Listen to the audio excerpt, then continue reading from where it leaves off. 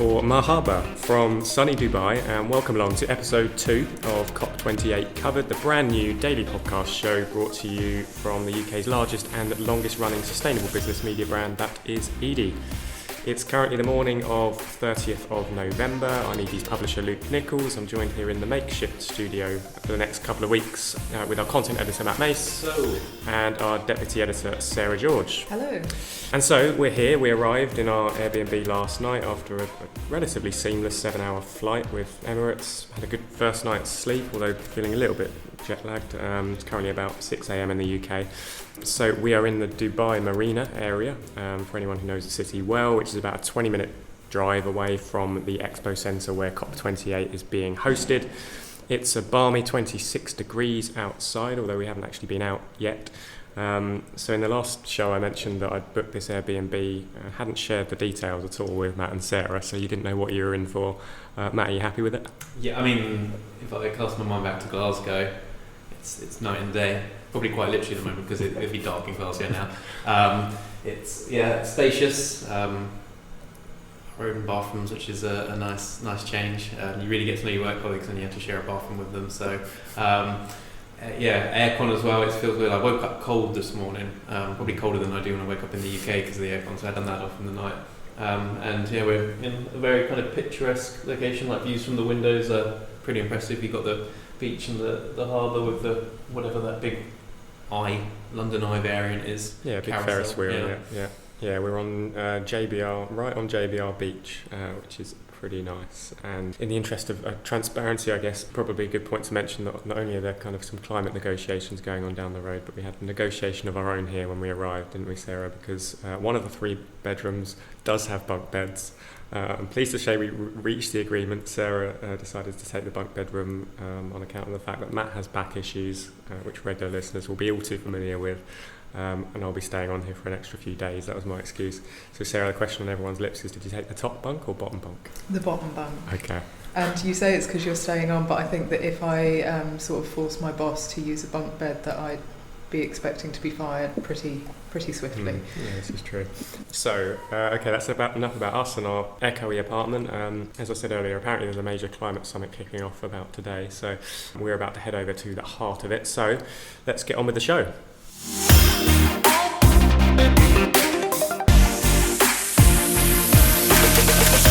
Okay, yes, welcome along for anyone joining us for the first time. COP28 Covered is the show that does exactly what it says on the tin. The ED team are here on the ground in Dubai, along with more than 70,000 politicians and negotiators, activists, other media, to bring you daily episodes rounding up the biggest announcements and chatting with a host of special guests. Basically, we've flown halfway around the world so that a lot of you guys don't have to.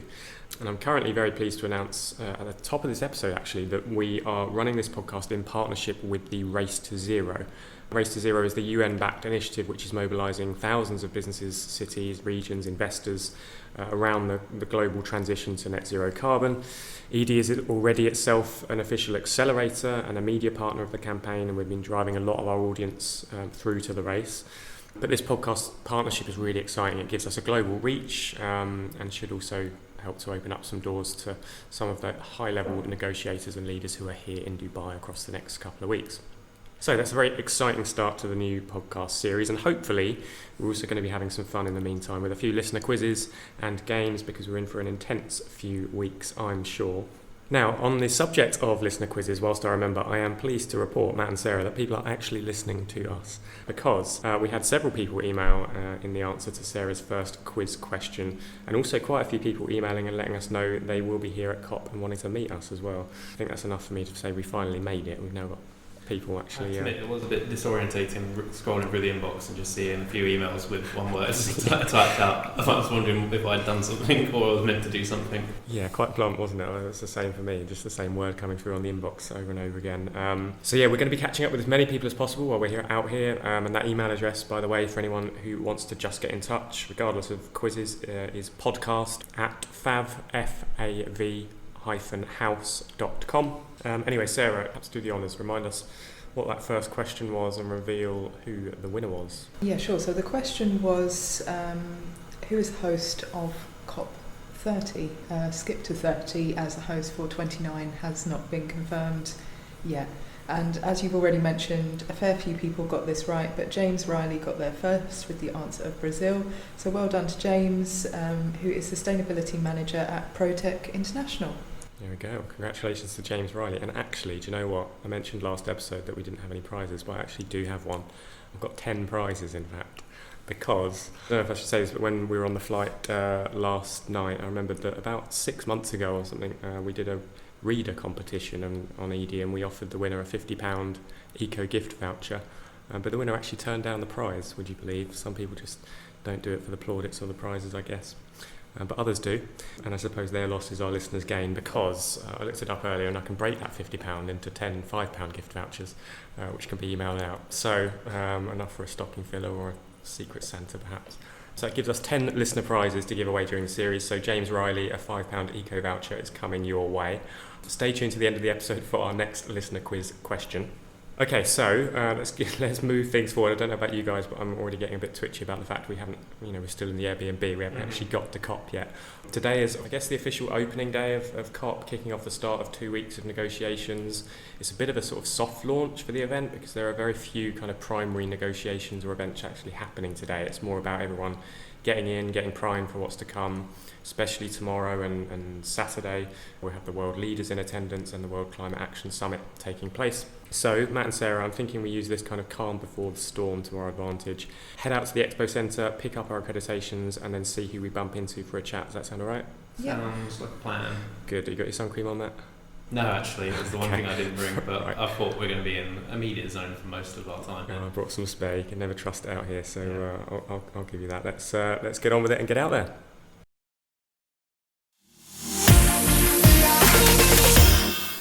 Okay, here we are then at the Expo. We finally made it in. It was pretty arduous. I don't know what that was, Matt. 2 hours? Yeah, I think about 2 hours. Time would have passed quicker if someone wasn't moaning all the time. And by someone, I do mean me. I don't like queues. Yeah, I picked that up after about 10 minutes, to be honest. It was a very long queue. We've made it in. We're now sat in the media centre, or just opposite the media centre, in a relatively quiet space. It still looks like couple of tens of thousands of people here around the Expo. Must say though, it's looking absolutely phenomenal. I mean, Sarah, what do you make of it all? When they say it's called Expo City, they're not joking. This could be a small town. Instead of pavilions like we saw in Glasgow, which were more like pop-up stands inside, each pavilion in some cases has its own little apartment. Yeah. Even the scale of this is incredible, and the heat is also Yeah. pretty incredible outside. Yeah, there were sort of bearable points in that queue, weren't there, when we were sort of like undercover or in an air-conditioned room, and then unbearable points because when the sun is out, it is scorching here. Yeah. So, I believe that you guys now have done what you do best and managed to find a couple of special guests for our first episode. Who have we got? Yeah, so for our next stop we're heading over to the Business and Buildings Pavilion, because what would a sustainable business publication be without a trip to the Business Pavilion? And I'm hoping to grab Rasmus Valanko from the We Mean Business Coalition to catch up on the coalition's Fossil to Clean initiative. Predictably, we have had a casualty of the queue in that one of our other speakers was not able to secure a Blue Zone pass in time. So hopefully there'll be some other friendly faces at the Business and Building Pavilion, but I'll have to keep the rest a surprise. It'll be a surprise for me too. Okay, I'll let you go and do that. I've just found a nice plant-based food park across the way here, so I'm going to go and have some food. I feel like that kind of parent at a theme park that lets the kids go and sort of have their fun. I'll stay there and see you later. But for now, by the power of podcast editing, I'm going to hand the baton over to future Sarah, who will be speaking with Rasmus Valanko from the We Mean Business Coalition. So over to you, Sarah. Yes, thank you, Luke. I have now made my way over to a nicely air-conditioned business and buildings pavilion, and it is great to have the We Mean Business team here on the pod. So, Rasmus, thank you so much for your time. For those who aren't familiar with the coalition, maybe we could start with an introduction to their work and your role. Well, thank you for having me, first of all. So, I'm Rasmus Valanko with the We Mean Business Coalition. I'm the Chief Program Officer. And the We Mean Business Coalition is a coalition of 7 NGOs that work with businesses on climate change, really rallying the most ambitious companies who want to take action to solve climate change, and aggregating their voices and bringing that voice to COP so that we can push the governments to reach ambitious agreements that take us in the right direction at the speed that we require. Absolutely, and I wanted to get a feel of what that voice looks like. So what are your priorities here? What's the message that you want to get across? So we have several work streams, but really the most important right now is linked to fossil fuels, and namely phasing them out. So a big part of our message is around not just looking at the opportunity side, so looking at scaling up renewables, for example, or energy efficiency. We've seen great strides, almost exponential growth in many solutions that we need. But at the same time, our emissions have been increasing globally. And so now it's critical that we focus on the other side of the coin, which is the fossil fuels. We absolutely have to phase out their use because in effect, the atmosphere really only cares about what we do on the fossil fuels side rather than the solar panels so much. No, that makes sense, and I understand that the coalition is working on this through a Fossil to Clean campaign backed by hundreds of businesses, I believe, and I think there's been an update on that. So for those that aren't familiar with that campaign, maybe we could have an introduction, recap on how it's gone so far and how it could continue to go as COP continues. Yeah, of course. So we're really excited by this campaign. So it's called Fossil to Clean. Really the idea is, as I alluded to earlier, that we have to move away from fossil fuels to the clean solutions that will replace them. We launched it officially at New York Climate Week in September, and now we essentially just published a list of signatories, so companies that are backing our message to the governments that are arriving here at COP28. We have over 200 companies representing over 1.5 trillion in revenue. So in other words, it's a powerful business voice that is really going to turn heads here and make a difference, ensuring us that the policymakers listen and take that into account as they're trying to negotiate amongst over 190 countries on what the right course of action is for us collectively globally. And I'd say the other important piece is that we're not just targeting COP28 and the UN process, but we want to influence each individual nation that is present here, because what we want them to do is to go home after COP28 and put in place the policies and regulations that will allow each of those economies to phase out fossil fuels and create the jobs, the prosperity, the clean air, and the solutions that we require to replace fossil fuels. Yeah, and on the businesses themselves, is there something to be said about what this could do in helping them share solutions among each other? And maybe you have some names of some businesses that we could just name drop to give people a flavour of this campaign. Yeah, of course. So what I really do like about COP28 is this opportunity to share. And many of the businesses here are not just here to influence, and when they're here with us, they're here to influence for us to be able to move faster on phasing out fossil fuels, but they're also speaking to each other, and one of the roles that we play is bringing them together in groups, either as sectors or across supply chains, to share the solutions that they have. And a lot of the solutions are, let's say, very well known. So, for example, we have Volvo Cars, who is part of the Fossil to Clean campaign. And of course, electric vehicles are going to play a huge role in helping us really stop using fossil fuels in the transport sector. But then we also have, companies who work on heavier duty transportation, so companies like Scania, or even logistic companies. So we've got both in Italy and in Finland companies who work with the post office, so again running huge fleets of medium or heavy duty vehicles. And I think that's where we see a lot of challenges as well. How do you roll out those kinds of vehicles? It's relatively easy on the car side, but when you start talking about the larger vehicles, we need to have optimized locations for charging. We also need different government incentives. And these companies get together to talk about how they've solved those projects very tangibly in their own markets, sharing those learnings, and allows us to replicate. So when companies leave COP28, they leave with a treasure trove of very practical information about how they themselves are going to transition away from fossil fuels.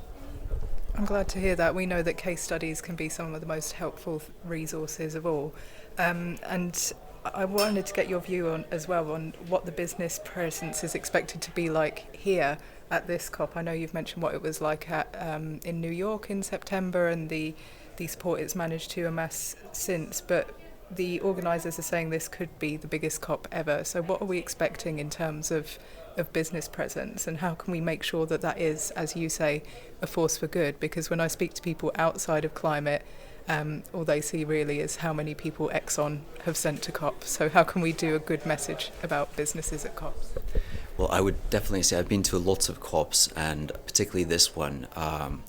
The companies who are acting or asking for action, so more policies or better policies that allow them to transition to clean business models and sell the products and services that are going to be winning and competitive in a net zero, let's say, economy in the future, they far outweigh the negative voices at COP.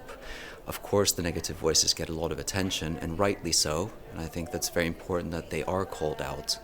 But I would want to, also highlight that there are so many more businesses that are here.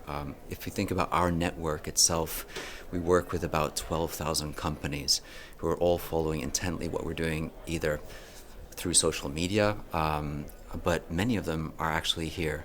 And we're proud to say that we've been able to position those companies in so many events, so many meetings, pavilions, etc., really being able to drive that message home that businesses want the governments to go further and faster, because that is going to allow their investments that they've already made to be more profitable, so that they can win against the competition who maybe isn't moving as fast. Great. Well, I think that's a great note of optimism to start our live podcast guests with. So thank you, Rasmus, so much for your time and for your energy, and hopefully see you around later in the summit. Definitely. I look forward to seeing you later.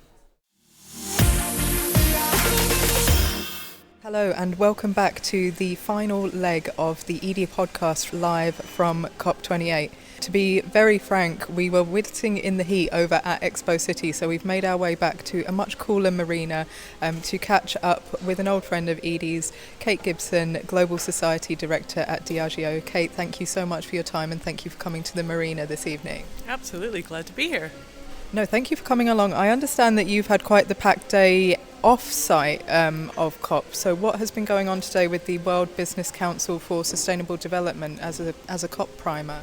Yeah, so I've been in Dubai since Monday morning, and yeah, the WBCSD, the World Business Council for Sustainable Development, has had its annual council meeting, and it was running for most of this week. And it was a great primer from COP because it really brought together many leading businesses really to talk in quite a lot of detail about what actions are going on the ground, where do things need to accelerate, and what can the voice of business do, in these critical days, and obviously in the next 2 weeks of COP. So it was a great session, and gave me a lot of energy for what's to come. I'm glad to hear it. And what exactly is Diageo advocating for at COP? What are you hoping to achieve by your team being here?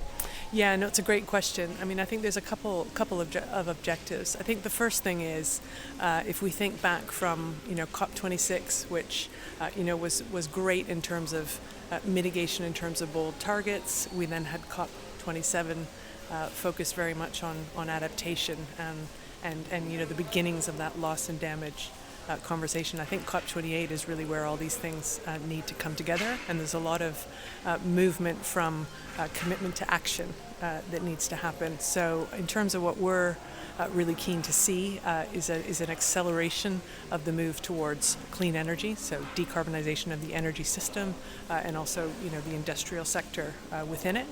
We were one of over 200 companies that endorsed a campaign called Fossil to Clean, really calling for governments to increase the capacity for renewable energy. And it's great to see that there's over 100 countries that have already signed up to that. So that's a really, I think, important signal. You've got business that are talking about the move to that, sending that demand signal.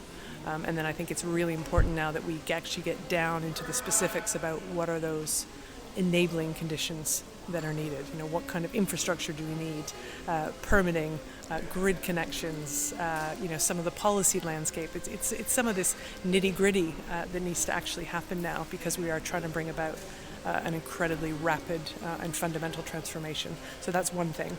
And I think bringing together the ideas around mitigation and adaptation together is going to be really, really important, because we really have to win both the race to zero and the race to resilience, if we want to have a sustainable planet and a stable economy. So that's really important for us, because we have a real dual focus on doing those things. I'll come on to adaptation in a moment, but starting on mitigation, we talked earlier in this podcast about how the role of business is sort of changing. As you mentioned, businesses can be really strong advocates, they can give governments permission to act, but they can also lead by examples. So I think it probably bears recapping on what Diageo is doing in terms of reducing its own emissions footprint at the moment. Yeah, absolutely. So, Diageo's actually started the decarbonisation journey quite a long time ago. So we were in one of the first cohorts of companies to set a science-based target across Scope 1, 2 and 3. And we've got very clear roadmaps in terms of what we're doing to decarbonise our own operations between now and 2030. We're making a lot of investments, and I think what we're doing there is really working with the local context. So depending upon where you are in the world, the way that you decarbonize is different. So in places like Canada, for example, in the province of Quebec, we are electrifying a distillery just outside of Montreal, and that's being done in partnership with the government of Quebec and also with Hydro-Quebec, and we announced that at COP26. And in a different part of the world, we're working in our East Africa business, for example, to decarbonize our operations through moving to biomass. And the benefit there is that we're seeing an immediate cost savings versus a reliance on fossil fuel, but we're also supporting the local economy, because we're using agricultural byproducts, so things like coffee husks and macadamia nutshells and things like that. So we're supporting jobs, and we're also helping our business to be more resilient. But certainly one of the things, I guess, that we've learned is that the specific conditions are quite different. So the overall aim is the same, but the conditions are quite different. So it's really important to take the learnings and then apply them where you can, and then pivot where you need to. So it's not easy, but we're definitely on the way. No, and I know this sort of place-specific, context-specific work is the same for adaptation, from speaking to the business before about water, which is a key part of adaptation for a brewer. So I think it bears asking about that really. What does adaptation look like? And you've mentioned the importance of bringing these agendas together and bringing different people together. So how can businesses work more collaboratively for this place-based adaptation? What does that look like? Yeah, no, that's a great question. And I think for us, one of the things that we've learned over, more than 10 years of focus on water stewardship is really, I suppose the first thing is the need to really, it's context-based. So that's one thing. But I think, another thing is we know that the climate crisis is really showing up in many parts of the world as water stress. And that could be too much, it could be too little, or it could be too much of extremes. And so actually addressing the climate crisis and adapting through a focus on water is really, really critical. I think one other thing that we've really learned is we're very focused in terms of improving the water use efficiency in our own operations, also replenishing water around our sites in water-stressed areas, and also in sourcing landscapes as well. And then I think also really just understanding that adaptation and protecting watersheds often requires collective action. So we're really engaging. We have 12 priority basins, and what we're doing is convening and bringing people together, because it's not enough just to take action around where you're based. It's actually that shared governance and sustainable use of water that's really critical. And I think another thing that's really starting to come through is actually the really critical role that nature-based solutions play. So if you're trying to address water stress, if you're trying to address flood risk, oftentimes a nature-based solution, so perhaps it might be afforestation, or it could be replanting mangroves, for example, it's often cost efficient and highly, highly effective. So nature is our friend on this. And I think the final thing is again really linking with farmers. Because again, farmers are facing water stress. So there's actually many parts of the world where we're starting to see the potential to address water stress, to focus on supporting smallholder farmers, and to also capture carbon at the same time. So if you can get that triple win, then it makes your business more resilient, and it's good for the communities as well. Great. Well, Kate, I think we're just about out of time, and I just have to say that I love that I've had two guests on who bring so much in terms of optimism and in terms of solutions that are already being implemented. So thank you so much for sharing your insight, and I hope you have a great COP. Thank you. And yeah, exactly. We've got to move to action now, and now's the moment. So thank you so much for the conversation. Really appreciate it. Now's the moment indeed. So, thank you very much there to our two guests, Rasmus and Kate. That brings us back here to our lovely marina apartment with the lights of the big Ferris wheel and the various skyscraper buildings glistening off the seawater down below. And what a whirlwind first day that was. How are you guys feeling after day one in Dubai? I definitely need a lot of water. Luke has been looking after us and saying that it's really important to stay hydrated, but I also feel a lot more optimistic than I maybe did coming into this. I can tend towards cynicism, but I thought that both of my interviewees today were so full of contagious optimism, and it was just great to get in and see the buzz of the contagious venue, really. optimism. Yeah. I just feel a bit delirious, really. Like it was one of those days where we covered so much ground, and did so much kind of preemptive work now that's going to save us so much time later in terms of just navigating how big the blue zone is. It also feels like I didn't really get much done because I'm a journalist, I'm meant to write. Yeah. It was a kind of strange trade-off in that sense, but it makes sense over the course of a week. Yeah, it's certainly consolation. Yeah, you look delirious, man. Yeah, I mean that's normal though.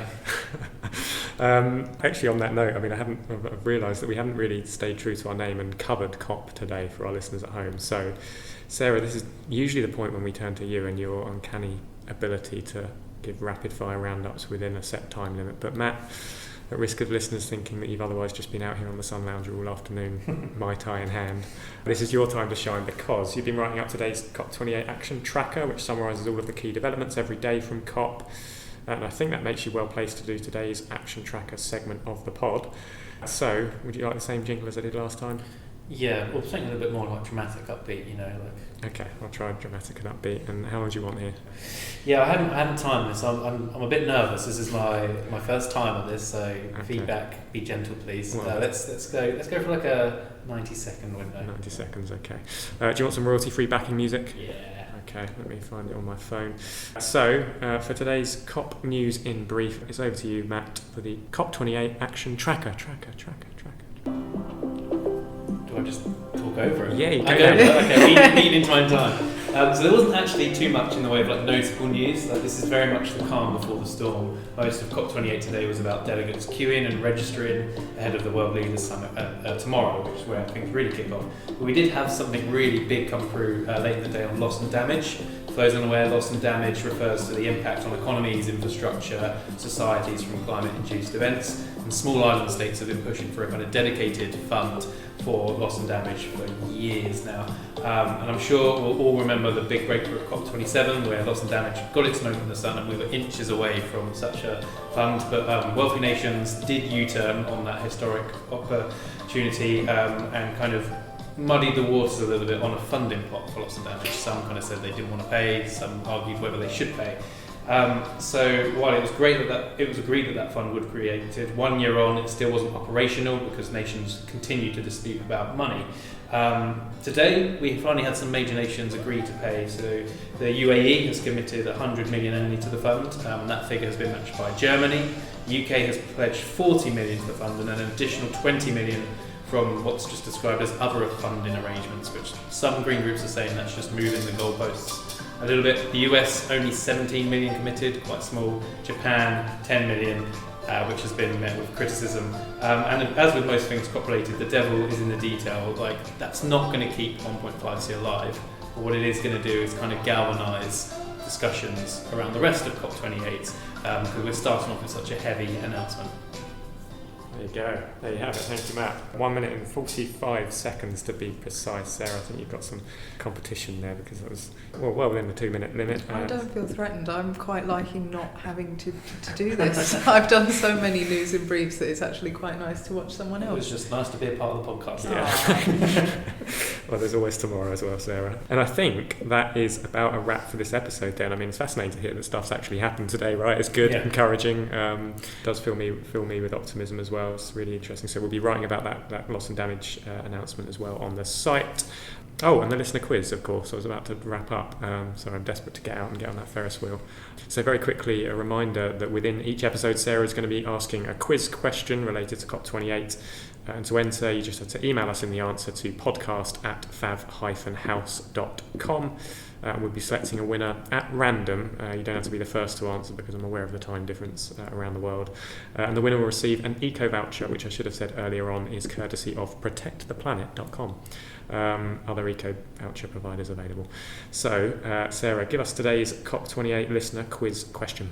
Yeah, our listener to quiz today is that around 70,000 people are due to come to this COP. But how many people live in Dubai year round? What is Dubai's population to the nearest million people? Dubai's population to the nearest million people. Okay. God, to the nearest million. I didn't know it was in the high millions. Right, so email your answers to podcast@fav-house.com. And also, while I'm giving out that address, do reach out to us if you're here at COP and want to say hi, or if you're back home and want a special mention or have some suggestions for a future episode, then get in touch, podcast@fav-house.com. So, Sarah, quick teaser on what's to come tomorrow. Yeah, as Matt's already mentioned, the World Leaders Summit begins tomorrow. So this is 2 days in which someone from every country, whether that's President, Prime Minister, Secretary of State, comes to give their opening remarks, and then we'll also have the big glitzy speeches from the likes of King Charles. So tomorrow will be crazy busy because of that, and on top of that, the presidency is hosting its first ever business and philanthropy climate summit. So doubly big whammy tomorrow. There's going to be a lot of noise and a lot of media traipsing around, and we're hoping to cut through the noise and bring you some more great guest speakers from the sidelines. Yeah, looking forward to it. Matt, where are we heading tonight? Well, the world is our oyster, really, isn't it? Where would you want to go? Well, I mean, the first thing you looked at when I asked that question was the Ferris wheel outside. It's actually the inflatables, but I can't see because it's dark. But there's like an inflatable salt course in the air. Yeah, there's still a bit of time. We can go and have a look. So that's it from us today. We'll be back for our next episode tomorrow, 1st of December, hopefully with less queues and more special guest interviews. But until then, it's a goodbye from Matt. Goodbye. Goodbye from Sarah. Goodbye. And goodbye from me. Goodbye.